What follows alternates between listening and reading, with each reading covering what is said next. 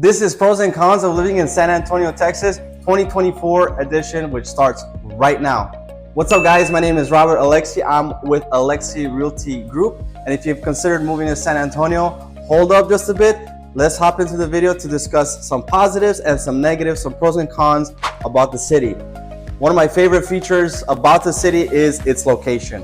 I love the location because I, for one, like my entire family, my wife and my kid, and my relatives as well, we love to travel. We love to go all over the world outside of the United States. But if you're love to get with your family on weekend getaways, San Antonio is very central to the majority of the cities surrounding you. For example, if you want to hit up Houston, that's like three and a half hour drive. I think I just spit. Sorry, three and a half hour drive eastward on I-10. It's pretty a straight shot. You will see it on the map. If you want to hit up Austin, our state capital in Texas, that's about an hour and a half drive, depending on the traffic and depending on what time of day you go. On a good day, it's about an hour and a half drive. If you want to hit up Dallas, that's about 4 or 5 hour drive. If you want to hit up Waco, which is the home of Chip and Joanna Gaines, the famous people on HGTV where they flip homes, they're about a couple hour drive. So they're in between San Antonio and Dallas. So I'd say maybe three hours tops, maybe. You also have the beaches on the Gulf of Mexico. You have Port Aransas, which is one of my favorite spots to go fishing. So if you like fishing, the red snapper season is around June, July, beginning of August. You can go over there and Port Aransas.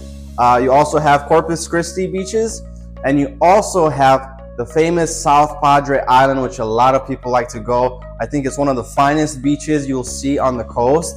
You also have all the way to Galveston, which is near Houston.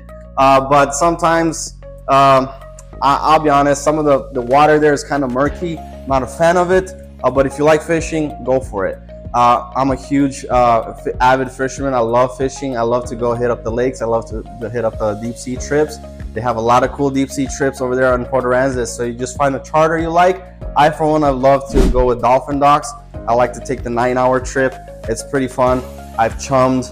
I've thrown up over the railing. It sucks because I hit some people with the wind and the spit nasty. Anyways, but that's a very cool thing about San Antonio, is because if you're like me, you love to travel. They're a couple hour drive north, south, east, west. If you want to hit up like west coast of Texas, that's to El Paso. That's like you're gonna go through some desert. It's like about 8-9 hour drive just to hit up El Paso. That's crazy. I respect you all who are truck drivers. God bless you. You guys are the running machines of America. Thank you guys so much for your service. Negative things that I don't like about San Antonio currently right now is the construction. You'll see a lot of the construction being happening around the bridges that are being built. It's annoying with the traffic. Cool thing is we don't have tollways, which is a cool plus about San Antonio. But right now, as we speak, we're having construction on all these bridges and highways. It can get annoying with traffic. So we're trying to expand the lanes because a couple years back during COVID, an influx of a population came from, I had clients from Chicago, Seattle, Portland, California, all these other regions coming to San Antonio. So that's something to keep in mind whenever you're moving down here to San Antonio. If you guys are loving this content, feel free to reach out to us and like, share, and subscribe. But if you're moving down here, reach out to us. Give us a text. Give us a comment below. We have our phone numbers attached in the link in the description. Email. We can even do a Zoom call. Hit us up and we'll be glad to serve you guys. Back to the video. So cool thing about San Antonio is the culinary scene here. We have a lot of food trucks out here. They're pretty active at night. I'd say after 6-7 o'clock, you can hit up anywhere in town and there's a bunch of things to choose from. I, for one, like to explore taco trucks. I have a few favorite in mind. You can hit up Don Ricky's Tacos. I tried up a new place. This is not a taco truck, but it's called Wapo Tacos. It's over there on 1604 near Culebra. Really good place. I enjoyed it. It was something new that I tried, but really, really cool. What else? There's a bunch of diversity. Like you'll have Greek food, you have Mediterranean food, you'll have some Indian food, you also have some Asian food. I find the Japanese food here better than the Chinese, personally speaking. I'm a fan of their teppanyaki, hibachi, all that stuff. If you're into that stuff, I like the Japanese culinary scene here more than the Chinese food. I, for one, have my wife who's super into the Asian culinary scene, and being from Chicago, both my wife and I, she loves certain restaurants in the Chinese scene that we don't have here, so that can be annoying. And another thing to consider is as far as culinary scene, certain recipes that my wife is looking for, like ingredients, we don't have it here. Like if you go to Houston, there's this international market store called Phoenicia. You have a bunch of cheeses, salamis, a certain type of flour for cooking, different types of ingredients that you guys can buy. But here in San Antonio, we're very limited. We have this international store called Alibaba. We also have a small European store called Sasha's. If you're European like my family, it's gonna be a small selection, but it's still good. So that's something that we don't have in San Antonio. I wish we had like more of an international options to choose from. So that's something to consider. Another thing about San Antonio is we have a bunch of warm weather. If you guys are hating the cold, San Antonio is where to be at. But I do want to advise you that around June, July, August months are going to be one of the hottest months of the year. It can be in the high 90s, low 100s. It can get a little bit crispy out there, but hey, you're going to get a nice tan. So that's a cool plus. An annoying thing about San Antonio weather is sometimes there's humidity. Not as bad as Houston, but we do get some mosquitoes, sucking our blood. Wouldn't it be nice if they sucked in our fat, right? That would be cool. Anyways, that was a stupid dad joke. But since we're on the topic of weather, we're around springtime is gonna get a little bit annoying if you have allergies. Why? It's because we have a lot of pollen in the air. You're gonna see that green yellowish substance, that dust all over the place, all over the cars, all over the trees, all over even your backyard furniture. It can get annoying. Some people that I know, they have really bad allergies with their runny noses, red shot eyes, a lot of like so it's so annoying. I was probably unnecessary to do that, but anyways. Yeah, that's pretty common around the springtime. What's cool about the springtime is we have our state flower that is blooming at its peak. It's the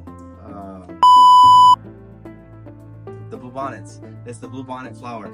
It's really cool to see a lot of families pull over on the side of the road, and even on the hiking trails and the parks that we have here. You can go into the fields and just take a lot of pictures. Just be careful though, there might be a little bit creeping things in the grass, which brings me to my next point, is that the common thing that we see here, at least for me, that I've seen a lot growing up here, is a lot of those cockroaches. You'll see a lot of those cockroaches if they're not treated at your property. You'll see those pop up. You'll also see a lot of the lizards. They're not lizard, but like those little Geico commercial lizard guy with the red croaking neck. And also the darker ones as well. If you guys are worried about snakes, I wouldn't be so much worried about them, because living here in San Antonio for over, I've lived here since 2005, so almost 20 years, I have seen probably 4 or 5 snakes in my life here. As far as me interacting, like I saw one in my backyard or something. One time in my first house, I was mowing my front lawn and I saw a snake that was about this long. And I told my wife to bring the shovel and just cut its head off, and that's it.